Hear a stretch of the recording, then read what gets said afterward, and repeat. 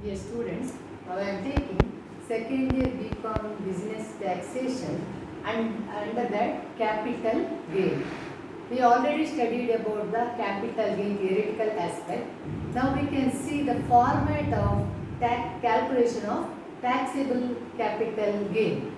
So while calculating the taxability of capital gain, we have to see whether the asset is capital asset is held by the SSC for the long period, long term capital gain, or if it is a short term capital gain.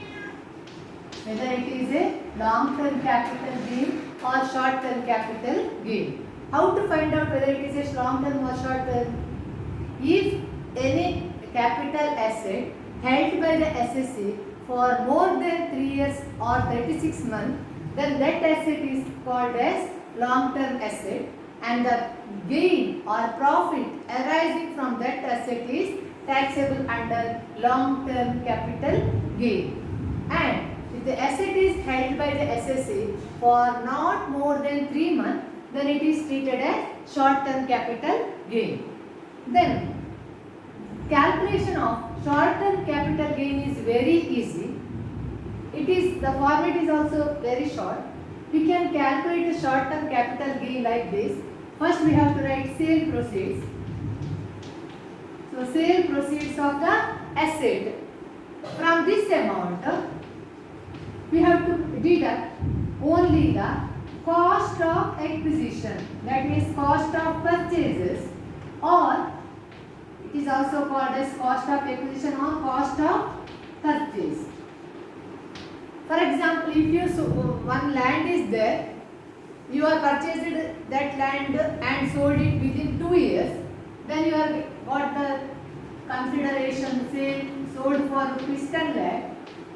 If the land is sold for rupees 10 lakh, then you purchased it for 6 lakh, then the remaining 4 lakh is called as the short term capital gain.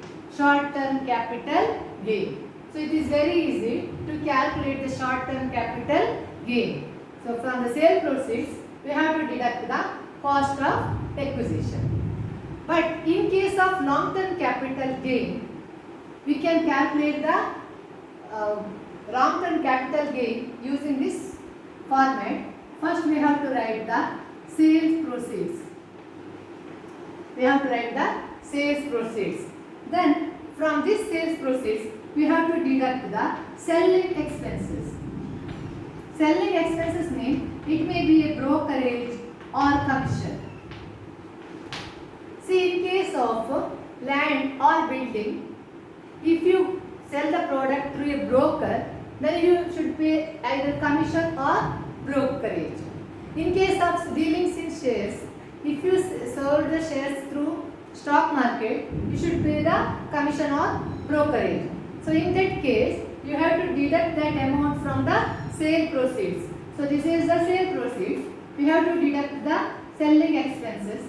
Then we are getting the net sales. From this net sales, we have to deduct cost of acquisition. Here we have to write indexed cost of acquisition. Indexed cost of acquisition means they are giving the cost of amount of the acquisition, cost of acquisition. Then we have to index it. Index it means we have to take that period index divided by current year assessment year index.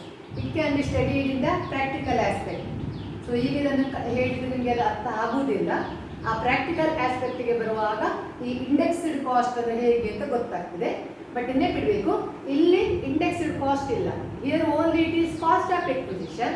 But in case of long term capital gain, it is indexed cost of acquisition. Here we have to make the indexed cost. So less indexed cost of acquisition, and once again we have to deduct indexed cost of improvement. So if any improvement is made for the asset, then it should be also indexed. Important is in these cases, in case of long term capital gain, we have to deduct indexed cost of acquisition. But the difference in short-term capital gain is here we are deducting only the actual cost of the acquisition. So for example, indexed means if it is the cost of acquisition is 6 lakh, then you are purchased in the 2007 like that. If it is 181, current year is 309 like that. So like this, they are indexing the cost. We can see later it is. So just remember, here we have to take the indexed cost of acquisition and indexed cost of improvement. So deduct it. Then you get some amount. From this amount, we have to deduct the exempted under section 54. We have to deduct the items which are given under section 54. The deductions are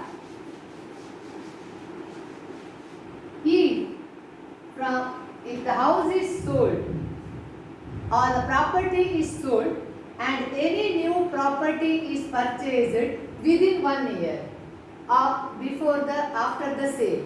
Within 1 year after the sale, if any property purchased, for example land or building is purchased within 1 year. So any property purchased within 1 year or any residential house purchased within 1 year, then it should be deducted. Or any deposit made in capital gain account. So any amount deposited in capital gain account, then it should be also deducted. And any deposit or 5 years bond, if it is invested in 5 years bond, then it also be deducted.